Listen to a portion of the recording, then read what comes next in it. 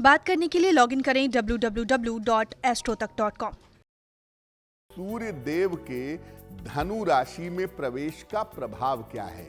क्योंकि मोटे तौर से हम देखें तो सूर्य देव हर महीने में अपनी राशि बदलते हैं, तो आखिर सूर्य देव जब धनु राशि में प्रवेश कर रहे हैं तो इसको हम ज्यादा महत्वपूर्ण क्यों कह रहे हैं? देखिए, सूर्य जब किसी राशि में प्रवेश करते हैं तो इसको हम कहते हैं संक्रांति। जैसे मकर राशि में प्रवेश करते हैं तो कहते हैं मकर संक्रांति। धनु राशि में प्रवेश कर रहे हैं तो इसे हम कहेंगे धनु संक्रांति। सूर्य जब धनु राशि में प्रवेश करते हैं तो इसे धनु संक्रांति कहा जाता है। धनु राशि जो है ये बृहस्पति की आग्नेय राशि है। बृहस्पति के पास दो राशियां हैं, एक है धनु और एक है मीन। मीन राशि जो है वो बृहस्पति की जलीय राशि है और धनु राशि जो है वो बृहस्पति की आग्नेय राशि है।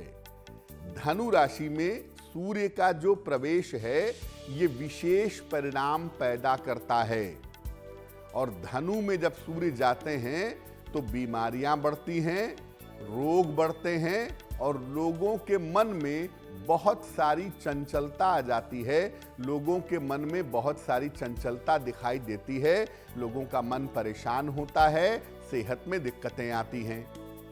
अब सूर्य के धनु राशि में प्रवेश का ज्योतिषीय प्रभाव बड़ा गहरा है। ज्योतिषीय कारणों से इस समय शुभ कार्य मना हो जाते हैं, इसीलिए इसे धनु खरमास भी कहते हैं। सूर्य जब जब बृहस्पति की राशि में जाते हैं, जब मीन में जाते हैं तब भी शुभ कार्य बंद होते हैं 1 महीने के लिए, और जब सूर्य धनु में जाते हैं तब भी 1 महीने के लिए शुभ कार्य बंद हो जाते हैं। तो अब क्या है कि सूर्य चूंकि धनु राशि में प्रवेश कर रहे हैं, इसलिए अब 1 महीने तक लगभग 16 दिसंबर से लेकर के 15 जनवरी तक आप कोई शुभ और कोई मंगल कार्य नहीं कर पाएंगे। जैसा मैंने पहले भी आपको बताया कि सूर्य देव धनु राशि में प्रवेश कर रहे हैं और सूर्य देव के धनु राशि में प्रवेश के कारण अब 16 दिसंबर से लेकर के 15 जनवरी तक शुभ कार्य मना होंगे। खासतौर से विवाह मना होगा, आप नए काम की शुरुआत नहीं कर सकते, गृह निर्माण नहीं कर सकते, नया व्यवसाय नहीं कर सकते। लेकिन ऐसा क्यों है? सबसे पहले जानते हैं कि आखिर शादी क्यों मना है।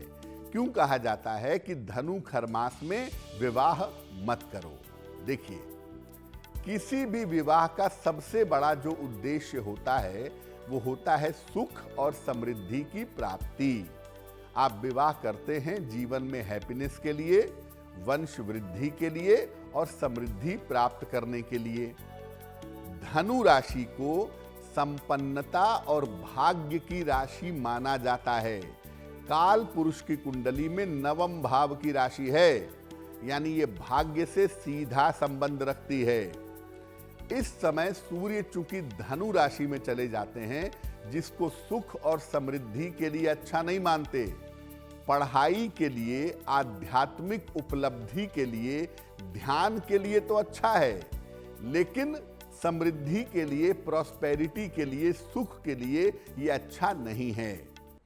अगर आप इस समय में विवाह करते हैं तो न तो आपको भावनात्मक सुख मिलेगा, न तो इमोशनल सुख मिलेगा और न ही आपको शारीरिक सुख मिलेगा। साथ ही साथ इस विवाह के परिणाम ये होंगे कि गलत समय में विवाह करने से आपका भाग्य कमजोर हो जाएगा, भाग्य कमजोर होने की स्थिति बन जाएगी। तो कहाँ तो विवाह कर रहे थे कि जीवन में खुशियां आएंगी, जीवन में भाग्य बेहतर होगा, जीवन में तरक्की होगी, पता चला इस समय में शादी कर लिए तो जो मिलना था वो तो मिला नहीं, जीवन में नुकसान शुरू हो गया। तो शादी इस समय में नहीं करेंगे। नए मकान का निर्माण भी मत करिए और संपत्ति खरीदने बेचने से भी बचिए। खरीदने बेचने की बात तो तब भी एक बार सोच सकते हैं, क्योंकि रजिस्ट्री के लिए मजबूरी होती है कभी कभी, लेकिन आप नए मकान का निर्माण मत करवाइए, नींव मत भरवाइए, भूमि पूजन मत करिए, ये सब मना है। क्यों मना है? देखिए, संपत्ति बनाने का जो उद्देश्य होता है वो होता है कि संपत्ति को सुखपूर्वक हम भोग सकें, अच्छे प्रॉपर्टी में, अच्छे मकान में हम रह सकें। लेकिन अगर आप इस समय में मकान बनाते हैं तो उसका सुख मिल पाना काफी कठिन होगा। अगर आप ऐसा प्रयास करते हैं, इस समय में मकान बनवाने की शुरुआत करते हैं या इस समय में आप नींव भरवाते हैं, भूमि पूजन करवाते हैं, तो बाधाओं की वजह से काम बीच में रुक सकता है। ऐसा भी हो सकता है कि जिस साइट पर आपका काम हो रहा है वहां पर किसी मजदूर के साथ, किसी व्यक्ति के साथ दुर्घटना घट जाए। इसलिए ऐसा मत करिए। और आम तौर पर इस अवधि में जो मकान बनाए जाते हैं वो आम तौर पर कमजोर होते हैं और उनसे निवास का सुख नहीं मिल पाता है। तो आप मकान बनवाते हैं जीवन में सुख के लिए, मकान में शांति से रहने के लिए, लेकिन पता चला कि आपने गलत समय में मकान बनवाने की शुरुआत कर दी तो मकान रुक गया बीच में, किसी की दुर्घटना हो गई, पैसे खत्म हो गए। और अगर मकान बन भी गया तो मकान में रहने का सुख नहीं मिला, आप कभी भी मकान में नहीं रह पाएंगे, ऐसी स्थितियां बन जाएंगी। आपको बताया कि धनु खर मास में आप शादी नहीं कर सकते, नए मकान का निर्माण नहीं कर सकते। अब आपको बताऊं कि आप नया व्यवसाय भी नहीं करेंगे, नया बिजनेस भी नहीं करेंगे और नए काम की शुरुआत भी नहीं करेंगे। देखिए, नई नौकरी मिलती है और ज्वाइनिंग के लिए आपको 15 ही दिन मिले हुए हैं तो आपको ज्वाइन करना पड़ेगा, मजबूरी है, कुछ नहीं कर सकते। हाँ, उसमें मुहूर्त वगैरह थोड़ा देख लेंगे, लेकिन आप नए व्यवसाय की शुरुआत मत करिए, उसके लिए आप 1 महीना टालिए उसको। या नए बिजनेस की शुरुआत करना इस समय अच्छा नहीं होगा। क्यों नहीं होगा? देखिए, धनु खर मास में नया व्यवसाय करने से आर्थिक मुश्किलें आ सकती हैं।